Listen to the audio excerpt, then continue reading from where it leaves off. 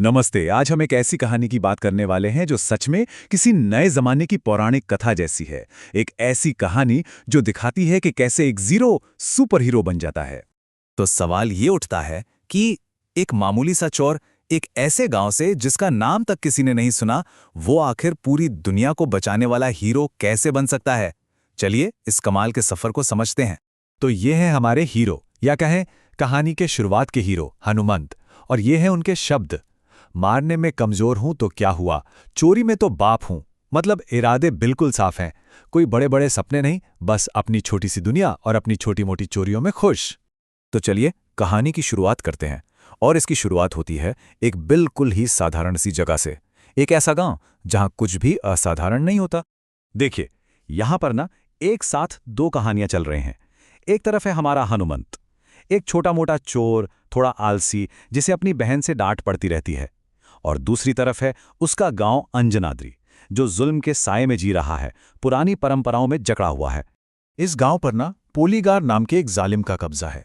वो गांव वालों से लगान वसूलता है, और अगर कोई आवाज उठाने की कोशिश भी करे तो उसे कुश्ती की परंपरा की आड़ में सबके सामने बेइज्जत कर दिया जाता है।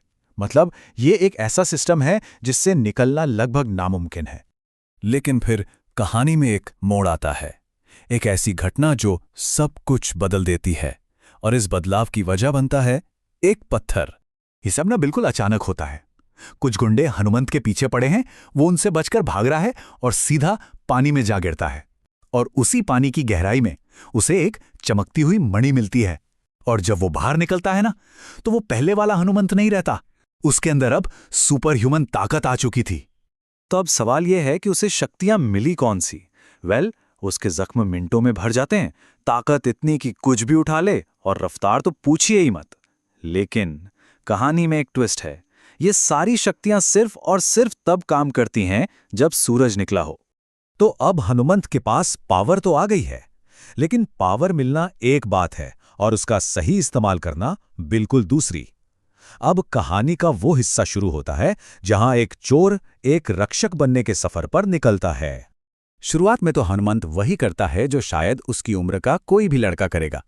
अपनी नई नई शक्तियों का इस्तेमाल अपने दोस्तों को दिखाने और मीनाक्षी, जिससे वो प्यार करता है, उसे इम्प्रेस करने के लिए करता है। भाई, सुपर पावर मिलते ही कोई सीधा साधा हीरो तो नहीं बन जाता, है ना? और फिर वो दिन आता है जिसका सबको इंतजार था, कुश्ती का दिन। अखाड़े में एक तरफ है पोलीगार गजपति का घमंड और उसकी ताकत, और दूसरी तरफ है हनुमंत, जिसे सूरज से पावर मिल रही है। और नतीजा, एक ऐसी जीत जिसकी किसी ने उम्मीद नहीं की थी। हनुमंत ने गांव का पूरा पावर डायनामिक ही बदल कर रख दिया। बस उसी एक जीत के साथ गांव वालों की नजरों में हनुमंत अब कोई चोर नहीं रहा, वो उनका हीरो बन चुका था। चारों तरफ बस एक ही नारा गूंज रहा था, हनुमंत जिंदाबाद। तो अब ये तय हो गया था, अंजनाद्री को अपना नया रखवाला मिल चुका था। एक ऐसा हीरो जिस पर पूरा गांव भरोसा कर सकता था। पर क्या इतनी बड़ी शक्ति बिना किसी कीमत के आती है? नहीं, कहानी यहां खत्म नहीं होती, बल्कि अब तो असली खतरा सामने आने वाला था। अब एंट्री होती है कहानी के असली विलन की, माइकल। ये गांव के पोलीगार जैसा कोई छोटा मोटा गुंडा नहीं है। ये एक टेक सेवी जीनियस है, और इसकी जिद है एक सुपर पावर सूट बनाने की। और माइकल का प्लान एकदम सीधा है। पहले हनुमंत की पावर का सोर्स पता करो, फिर उस चमत्कारी मणि को ढूंढो, उसे अपने लिए चुरा लो, और आखिर में हीरो को ही रास्ते से हटा दो। और इस टकराव का नतीजा बहुत ही दुखद होता है। माइकल से अपने भाई और उस मणि को बचाते हुए हनुमंत की बहन अंजम्मा अपनी जान दे देती है। ये वो पहली और सबसे बड़ी कीमत थी जो हनुमंत को अपनी ताकत के लिए चुकानी पड़ी। इस भारी नुकसान के बाद अब वक्त आ गया था कहानी के सबसे बड़े राज के खुलने का। अब हनुमंत को पता चलने वाला था कि उसकी असली नियति क्या है। वो जो चमकता हुआ पत्थर था ना, वो कोई मामूली पत्थर था ही नहीं।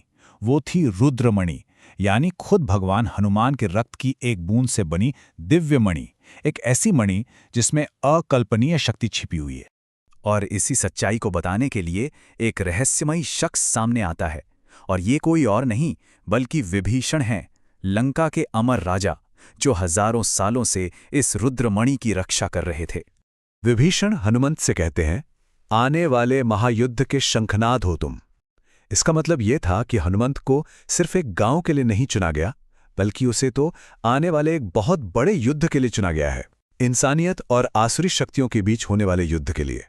तो जरा देखिए इस सफर को, एक मामूली चोर से अचानक मिली हुई शक्ति, फिर गांव का रक्षक बनना और अपनी बहन की कुर्बानी देना, और आखिर में एक कॉस्मिक वॉरियर, एक ऐसा योद्धा बनना जिसकी लड़ाई अब किसी एक गांव के लिए नहीं बल्कि पूरी दुनिया के लिए है। और ये कहानी हमें एक बहुत बड़े सवाल के साथ छोड़ जाती है कि जब एक गांव के हीरो को एक कॉस्मिक वॉर, एक महायुद्ध के लिए चुना जाता है, तो उसका असली कर्तव्य क्या है?